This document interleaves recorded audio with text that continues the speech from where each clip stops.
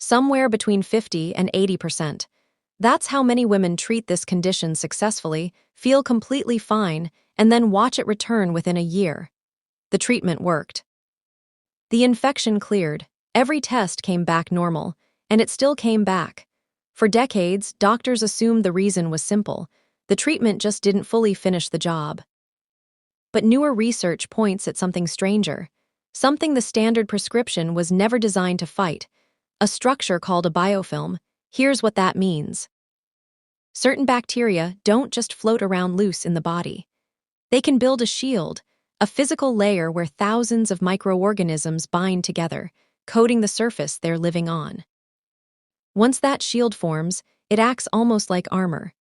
Antibiotics that would easily kill loose, free-floating bacteria often can't fully penetrate the structure underneath it. So the antibiotic does its job on the surface. Symptoms disappear, tests can even come back clear. But underneath, a protected colony can still be sitting there, waiting for what exactly? This is where the story gets more uncomfortable. Researchers started noticing a pattern. Recurrence rates were significantly higher in women who continued having the same sexual partner throughout and after treatment. That detail sent scientists down a completely different path. They started testing male partners directly, and what they found surprised a lot of people.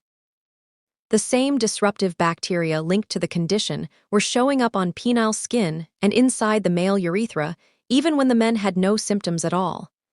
No infection, no warning signs. Just a quiet reservoir, sitting there, undetected. One study tracked genital microbiota in monogamous couples and found something telling.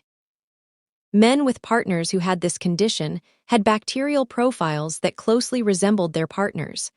Not identical to unrelated men, closely matched to the one specific person they were with.